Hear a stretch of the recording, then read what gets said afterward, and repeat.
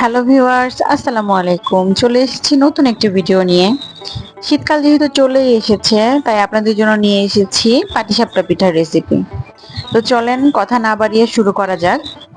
পাটিসাপটা পিঠার জন্য এখানে লাগবে 2 কাপ পরিমাণে চালের গুঁড়া, 1 কাপ পরিমাণে ময়দা, 1/4 কাপ পরিমাণে গুঁড়া দুধ, হাফ চামচ পরিমাণ লবণ, 1/4 কাপ পরিমাণে চিনি।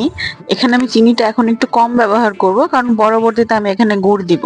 আপনারা চাইলে গুড় ছাড়াও শুধু চিনি দিয়েও ব্যবহার করতে পারেন। সেই ক্ষেত্রে হাফ কাপ পরিমাণে চিনি বা যে যেরকম মিষ্টি খেতে পছন্দ করেন সেরকম দিলেই হবে।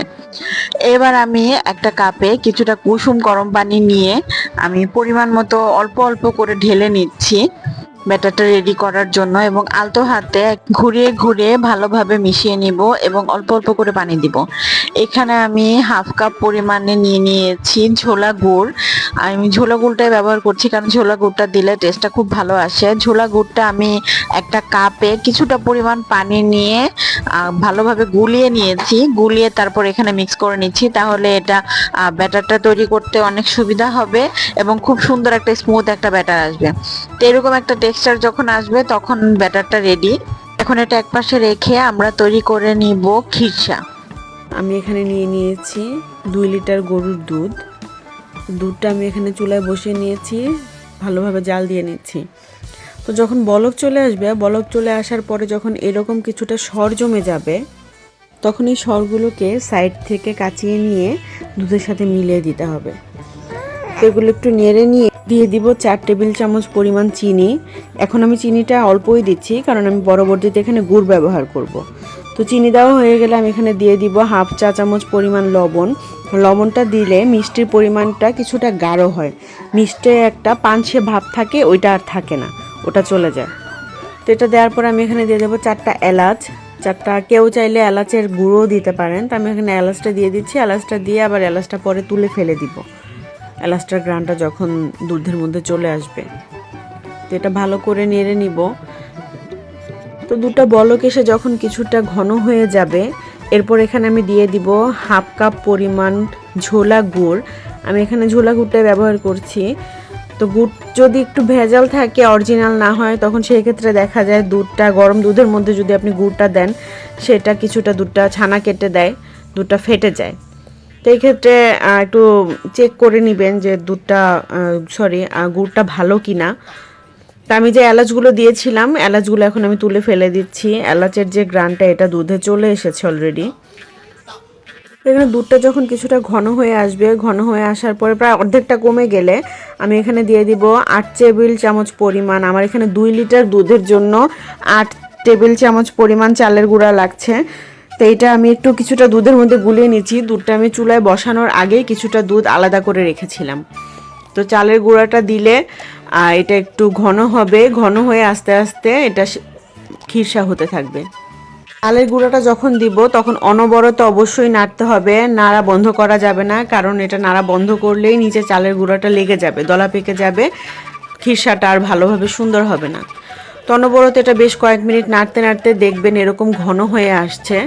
বেশ কিছু সময় নাড়তে নাড়তে খেয়াল করবেন এটা এরকম বুদবুদ ছেড়ে উঠছে, তো সাবধান, এটা কিন্তু ছিটে আসে।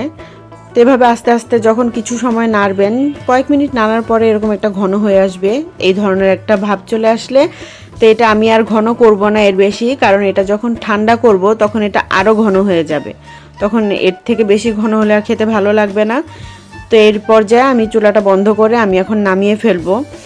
তো খিরসা রেডি আলহামদুলিল্লাহ। এই যে এই পর্যায়ে একটা ভাব থাকলে চুলা থেকে নামিয়ে ফেলবেন, এটা গরমে রাখা যাবে না, এরপরে ঠান্ডা করে নেবেন। ঠান্ডা হয়ে গেলে এই যে আলহামদুলিল্লাহ খিরসাটা দেখেন আরও শক্ত হয়ে গিয়েছে, এবং খিরসাটা খেতে মাশাআল্লাহ অনেক বেশি মজা হয়েছে। তো এইভাবে আপনারা বাড়িতেই তৈরি করে ফেলতে পারেন খিরসা, কারণ বাজারের খিরসা ওনারা আসলে খাঁটি দুধ দেয় না ঘি দেয়, এটা আপনি নিজে খেলেই টেস্টটা বুঝতে পারবেন। আর ঘরের তৈরি খিরসা নিজেরা ঘরে দুধ দিয়ে তৈরি করলে, গুড় দিয়ে তৈরি করলে সেটা টেস্ট আসলে অন্যরকম মজা হয়, এবং খেয়ে সবাই বলবে যে পিঠাটা অনেক মজা হয়েছে।